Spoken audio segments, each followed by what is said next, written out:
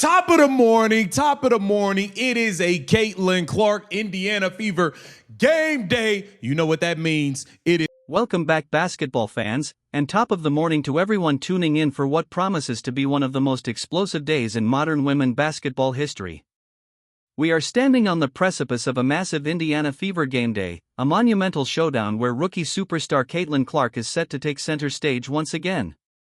But while the court is set for an epic individual battle between Caitlin Clark and Dallas star Paige Bueckers, the surrounding atmosphere inside the organization has completely erupted into chaotic turmoil. The fans inside the stadium have reached their absolute boiling point, and head coach Stephanie White is about to walk straight into a wall of furious, deafening boos from thousands of passionate supporters. But even worse than the coaching incompetence, a shocking internal betrayal has just surfaced from within the Indiana. I just figure she's just soft. Maybe it's not personal. You are showing me that you're not rolling with Clark, and I'm not rolling. If you ain't rolling with CC, I'm not rolling with you. I draw the line in the sand. Indiana locker room itself, as starting center Aaliyah Boston has officially crossed the line and turned her back on the very superstar carrying this entire franchise on her back. We have to dive deep into this unbelievable situation because the tension surrounding the Indiana Fever has crossed a point of no return. For months now, basketball analysts and dedicated supporters have been observing subtle signs of friction within the roster. But what transpired during a recent sit-down interview on Candace Parker podcast has officially... Aaliyah Boston didn't want to put Caitlin Clark on the MVP list. She only wanted to put Kelsey Mitchell on it. Bad idea. I think y'all got to remember, this is not y'all fan base. These are Caitlin Clark fans who exposed the underlying envy and lack of support inside the organization.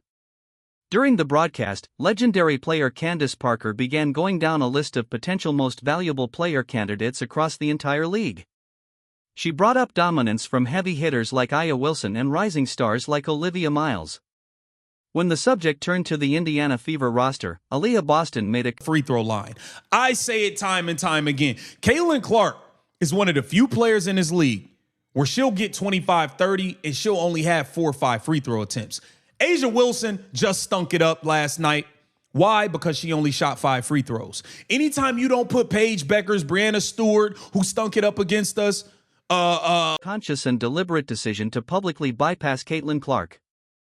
Instead of celebrating her point guard who leads the entire league in assists and total points created per game, Aaliyah Boston repeatedly praised Kelsey Mitchell while completely refusing to even pronounce Caitlin Clark's name in the most valuable player discussion. To call this display unacceptable would be an understatement of massive proportions. It was a disrespectful and utterly tone-deaf moment from a player who benefits directly from the generational gravity and court vision of Caitlin Clark every single night.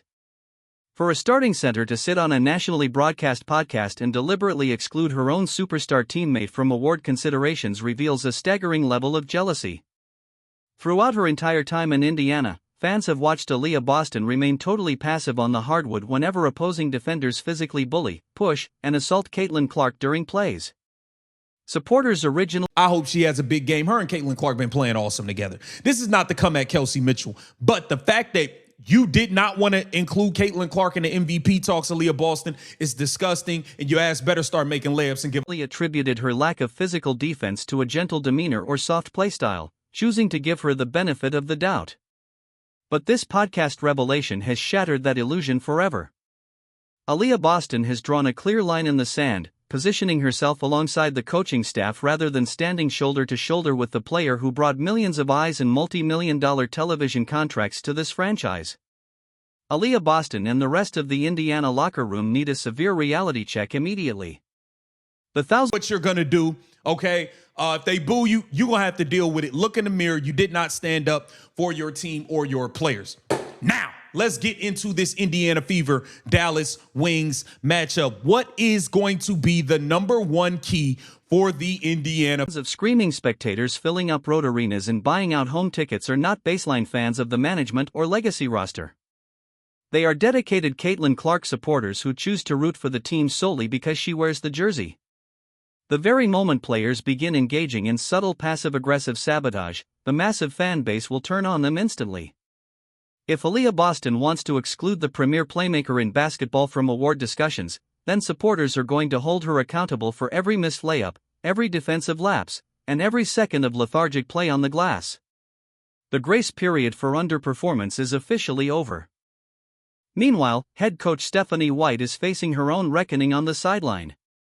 The frustration from the stands has reached an all-time high due to awful rotation decisions, questionable offensive sets, and a complete failure to protect. I think Stephanie White is about to get her ass booed out the arena again. Caitlin Clark, sorry, she can't stop the way the fans already feel about you. Aaliyah Boston, nope. She can't stop it. Kelsey Mitchell, nope. Sophie Cunningham, nope. I think the fans have had it up to here. And you know who else might be joining the boo list very soon? Her franchise player from dirty fouls on the court. Whenever her name is announced over the arena loudspeakers, a chorus of loud boos echoes through the stadium, and tonight will be no different. Stephanie White needs to look directly into the mirror and recognize that her failure to establish proper boundaries and enforce aggressive team identity has created this toxic environment. Looking forward to the marquee matchup against the Dallas Wings, the entire success of the evening relies heavily on executing 5 critical strategic adjustments while ignoring the sideline distractions. First and foremost, the primary directive for victory is placing absolute trust in Caitlin Clark's hands. The offense must operate at again by all of the fans, and I'm not mad if they do. Welcome to Keep the Vision. Make sure you like, comment, subscribe, share the channel, hit the bell notification, hype the video. That'd be greatly appreciated. I will be live. You already know KTV will be live for the Indiana Fever versus the Dallas Wings. The game is at 7:30 Eastern time. I'll be live at 7 o'clock. Lightning fast tempo off both opponent makes and misses.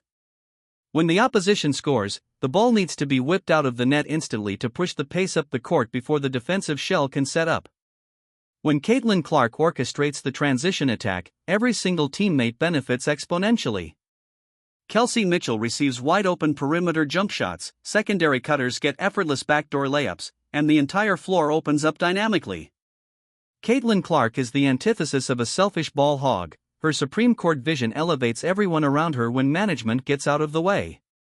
The second crucial and finish defensive possessions with the rebounds. The fourth thing is going to be the turnovers. Caitlin Clark, love you. Got to protect the ball. And a lot of your turnovers come from strategy involves defensive discipline regarding Dallas perimeter star Paige Bueckers. While the mainstream media continuously attempts to push a forced narrative comparing the two guards, the actual court performance tells a completely different story.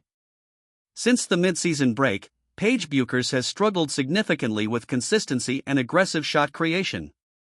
The key to neutralize body is going to eat because Caitlin Clark is not a ball hog.